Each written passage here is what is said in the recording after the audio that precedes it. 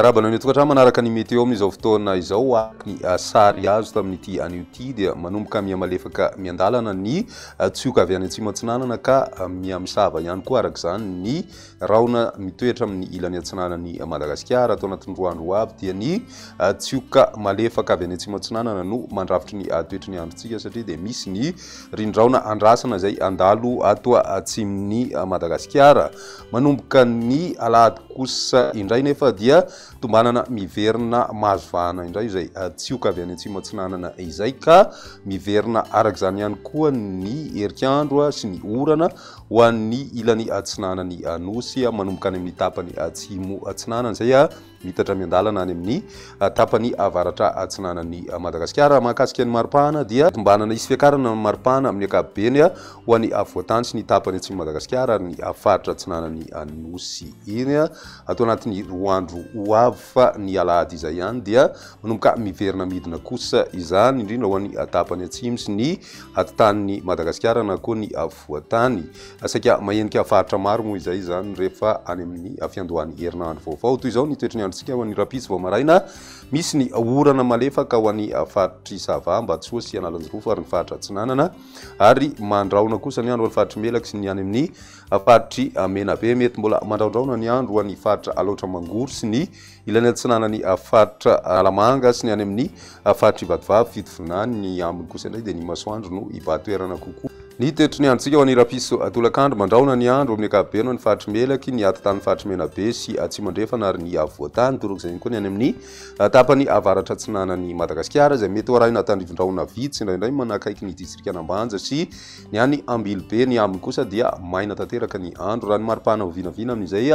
andron'ny rapitso izay mety tafiakatra amin'ny 20 degré celsius ho an'ny avoatany ary mandidina ny 20 ka hatramin'ny 24 degré celsius kosa ho an'ny tapany atsimon'ny Nosy ny any amin'ny Morotsiraka avoan'ny atsinanany Madagasikara ihany koa dia mandidina ny 13 ka hatramin'ny 24 degré celsius izay maripana izay ary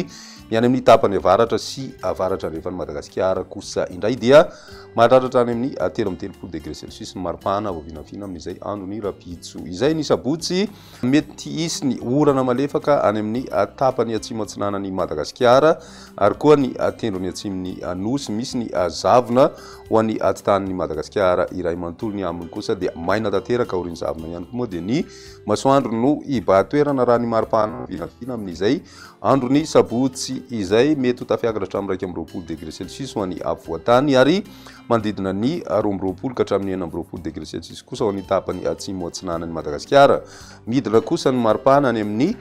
tapany atsimo andrefan'ny Madagasikara iny satria dia manomboka mitoetra miandalana ny tsioka atsimo ho an'ny Morotsiraka avoan'ny atsinanana kosa indray 20 ka hatramin'ny 17 degré celsius ary mbola mahatratra any amin'ny 13 degré celsius ny maripana ambony indrindra hitantsika any amin'ny